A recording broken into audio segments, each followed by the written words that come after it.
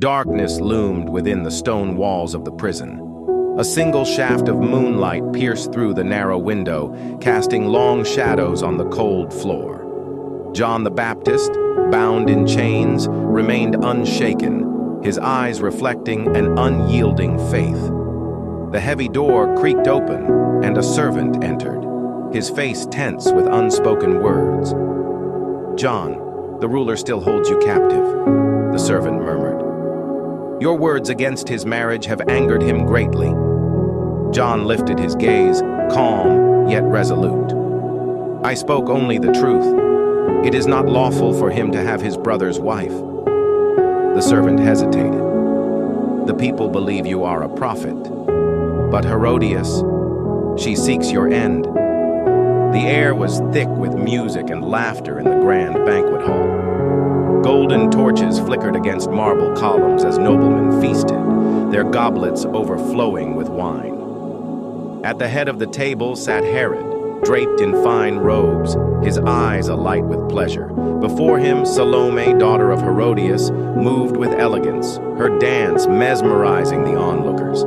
As she twirled and swayed, Herod leaned forward, enchanted. When the music ceased, he clapped, his voice booming across the hall. "Magnificent! Such beauty and grace! Ask me for anything you desire, and I shall grant it, even up to half my kingdom." Salome turned to her mother, who leaned in and whispered, her lips curling into a sinister smile. With a newfound resolve, the young dancer straightened and faced Herod. "My lord," she said, her voice sweet yet firm, "grant me the head of John the Baptist on a platter." The room fell silent. Herod's face darkened, the weight of his oath pressing upon him. He glanced at the guests, expectant, watchful. His heart wavered, but his pride would not allow him to refuse.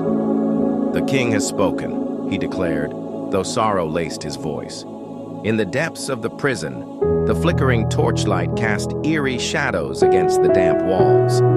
John knelt, his hands bound but his spirit unbroken.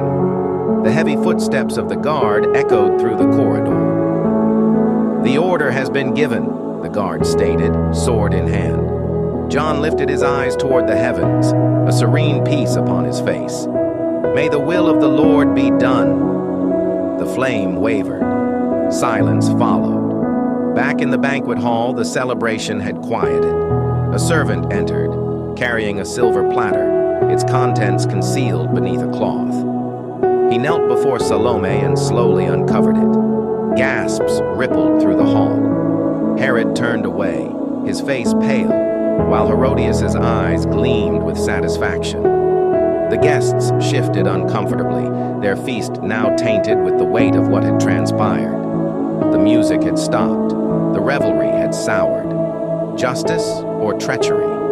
The question hung heavy in the air, but the deed was done. From the story of John the Baptist, we learn that he was a threat to Herodias, the wife of Philip, because Herod wanted to marry her. John, being a prophet, kept warning him that it was unlawful for him to have his brother's wife. This message angered Herodias, and she began looking for an opportunity to eliminate John so she could be with Herod. As Christians, we can relate to this situation. There are many people who dislike or even despise us simply because of who we are. Some may even try to eliminate us or hinder us from fulfilling our purpose in life. This is why the Bible advises us to be on guard, because the enemy prowls like a lion seeking to devour someone. However, this does not mean we should live in fear. Just as the enemy tried but failed to take Jesus' life before the appointed time, we can take comfort in knowing that if it's not yet our time to leave this world, we will continue to live according to God's purpose for our lives. Let us trust in His timing and His plan. As the saying goes, in Him we live, and in Him we will die. Peace be upon you, brethren. Now, let's take a deeper look at why John the Baptist had to die. Before we continue, don't forget to like this video and subscribe to the channel so you don't miss any updates. Also, since this is a Christian channel, feel free to share your thoughts, knowledge, and questions in the comments section. If we don't have an answer for your question, someone else in the community might. As Christians, many of us know that John the Baptist came in the spirit of Elijah, the prophet. Back in Elijah's time, there was a woman named Jezebel, the wife of King Ahab of Israel. She despised Elijah for many reasons. One of the biggest was that Elijah killed 850 prophets of Baal, whom Jezebel supported. He also constantly warned King Ahab and Jezebel about their sinful ways. If we look at this from a spiritual perspective, Jezebel represents worldliness and corruption. She influenced many ungodly lifestyles, especially among women, and that influence still exists today. When we compare her to Herodias, we can see the same spirit at work. Just as John the Baptist carried the spirit of Elijah, Herodias acted just like Jezebel, trying to silence a prophet of God. If we take a step back and really think about it, we'll notice the similarities between these two situations. Herodias wanted John the Baptist dead, just as Jezebel wanted Elijah gone.